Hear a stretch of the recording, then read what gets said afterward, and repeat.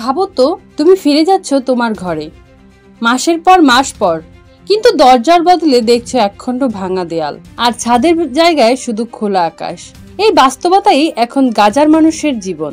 যুদ্ধ থেমেছে, কিন্তু জীবনের যুদ্ধ এখনো শেষ হয়নি। চিজ ফায়ার এই শব্দটা শুনে গাজার মানুষ যেন এক মুহূর্তের জন্য নিঃশ্বাস ফেলছিল। ইসরায়েল ও ফিলিস্তিনের মধ্যে টানা কয়েক মাসের যুদ্ধ শেষে অবশেষে যুদ্ধবিরতি ঘোষণা হয়, কিন্তু যুদ্ধের শেষ মানেই কি শান্তি? আজ গাজার আকাশে বোমার শব্দ নেই, তবু ধোঁয়া এখনো উঠছে, কারণ ঘরগুলো এখন ছাই হয়ে গেছে। দেখো এই মানুষগুলোকে, তাদের হাতে আছে শুধু কিছু ব্যাগ। তারা ফিরছে বাড়িতে, যেখানে এখন শুধু ভাঙা ইট আর ছাইয়ের গন্ধ। একজন মা বলেছিলেন, আমার ছেলেকে বলছিলাম ঘরে ফিরবো, কিন্তু এখন বুঝছি ঘর বলতে কিছুই নেই। জাতিসংঘের হিসাব বলছে 70% ঘরবাড়ি ধ্বংস, অর্ধেক হাসপাতাল অকেজো, আর খাবার ও পানির সংকট ভয়াবহ পর্যায়ে। গাজায় এখন শুধু ধ্বংস নয়, সেখানে আছে নীরব কান্না। হাজারো শিশু স্কুল হারিয়েছে, রোগীরা হাসপাতাল পাচ্ছে না, জল নেই, বিদ্যুৎ নেই, ঘুম নেই। সেখানে এখন জীবনের সবচেয়ে বড় কাজ বেঁচে থাকা। একজন বৃদ্ধ বললেন, যুদ্ধ শেষ হয়েছে, কিন্তু আমার জীবনের যুদ্ধ এখন শুরু। বিশ্বজুড়ে এখন রিভোল্ট গাজা নামে প্রচারণা চলছে।